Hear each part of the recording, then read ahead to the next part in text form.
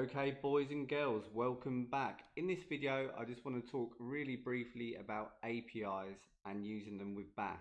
Now, I've had at least 10 or 12 people say to me over the past few months, hey, Bass is great, etc. But it's a pity that you can't work with APIs. Well, of course you can. It's very straightforward, and I'm going to show you that in basic form in this video.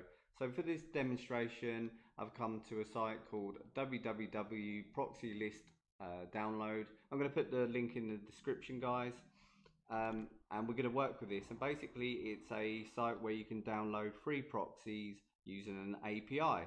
Okay, so all we need to do to work with this API is grab the root, which is this.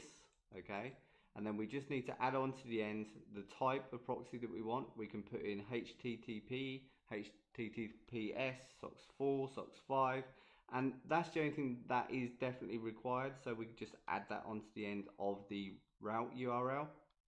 You can also add, if you want the proxies to be a list that are transparent, anonymous, or elite, and then you can even go optional and just pick a country. So for example, you could put US on the end, and you'd only get proxies that are based in the USA.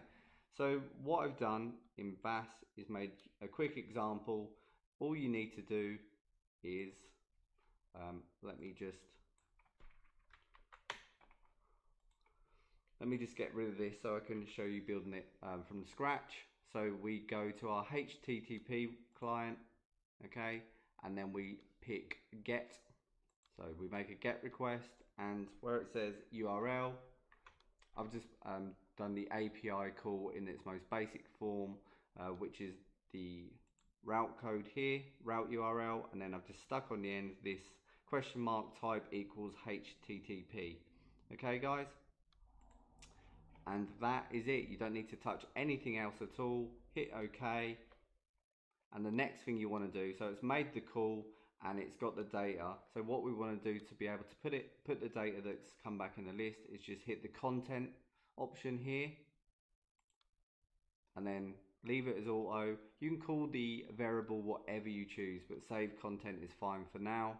Hit OK, and Bob's your uncle, you're done.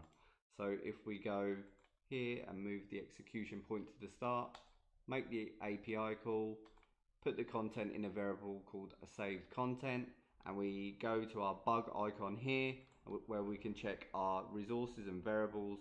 We will see under our variable saved content, we've got this lovely list of proxies that we got by making an API call to the service that I just showed you. And that's it, guys. It's really simple to use APIs in Bass. You don't have to use the API that I just showed you, but it's a great way to get started with APIs. So now you have a list of proxies. What you could do is you could test these one by one and get a nice working list of proxies that you can use within some of your programs, guys. I'm going to leave a link to this template in the description, a link to the API service as well. And also, guys, check out the new course that's on the website. We build out a whole proxy scraper and checker in the course, as well as build out many other projects and really get deep into what Bass can do. So check that out. The link is in the description. And as always, if you need a custom script made or you need some one-on-one training, then also check out the site there. There's free resources and videos and much more. So make sure you check out the site. Okay, guys, I'll check you in the next video.